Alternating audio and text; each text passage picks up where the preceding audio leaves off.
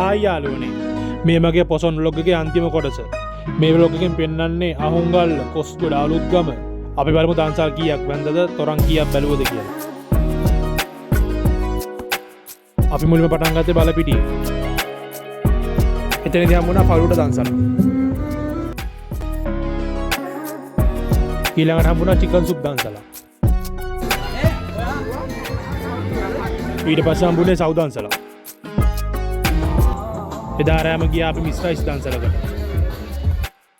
ඒ දන්සලේ කෑම නම් සුපිරි. මොකද කිව්වොත් දෙන එක දුන්න බඩ පිරෙන්නම. ඒ දන්සලෙන් පස්සේ අපි ගියා අහුංගල්ලේ තොරන් බලන්න.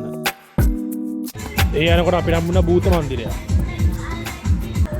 ඔය යන්නේ අහුංගල්ලේ පූජින තරාරාම විහාරස්ථානයට. ඔය තියෙන්නේ පන්සලේ තොරණ. ඔය තියෙන්නේ මංගේ කිව්ව පන්සල. ඒ පන්සල නම් තනිකරම පොසොන් කලාපයක්. ඔය තියෙන පන්සලේ ධාතු මන්දිරය. ඔය තියෙන පන්සලේ තියෙන බුදුමැදුර.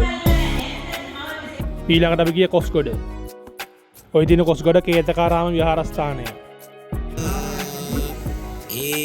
එතන තිබ්බ ලස්සන පහන් කූඩුවක්, මිහින් තලයක්, තව බත් දන්සලකුත් තිබුණා.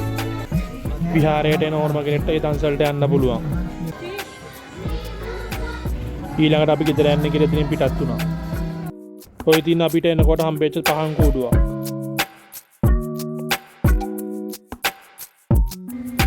එදා අහුංගල්ලේ කොස්ගොඩේ තොරන් බල්ල ගොඩක් රැවෙච්ච හින්දා අපි ඊළඟ දවසේ අලුත්ගමට කෝච්චියෙන් තොරන් බලන්න යන්න කියලා හිතුවා. එදා අපි අලුත්ගමට එද්දී 6:45 වගේ වුණා. එතනින් පස්සේ අපි මුලින්ම ගියේ ගණේගම පූර්වාරාම විහාරස්ථානයේ තොරණ බලන්න. ඔය තියන්නේ කිව්ව පන්සල.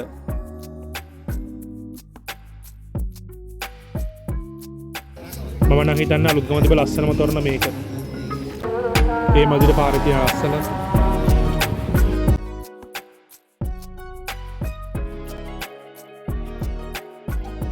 අපි ළඟට ගියේ වාලුකාරාම විහාරස්ථානයේ තොරණ බලන්න. ඔය දින මම ඒ කිව්ව පන්සල.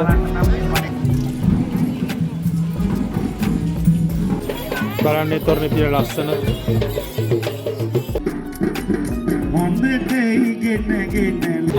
අපි ළඟට ගියේ සිපෙට් කොයින්දර පෙරුමල් ඉදිරි පිට තිබ්බ තොරණට.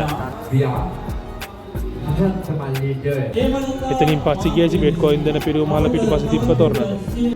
ඔය තියෙන්නේ පාරේ තිබ්බ එක ගේම්ස්.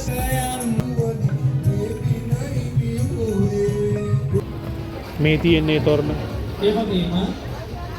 අපි ළඟට ගිය අලුත්ගම දුම්රිය පොළාසල විහාරස්ථානයේ තොරණ බලන්න.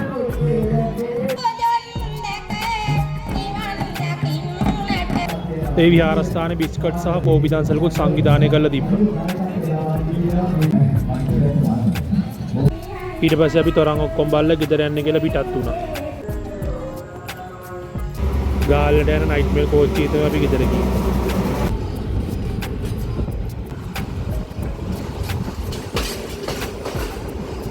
අපි ගෙදර යද්දි ගොඩක් රෑ වුණා. ඔන්න ඔහමයි මගේ පොසොන් බ්ලොග් එක ඉවරුනේ. එහෙනම් අපි තවත් බ්ලොග් එකකින් හම්බෙමු. ඔයාලා හැමෝටම සුබ රාත්‍රියක්.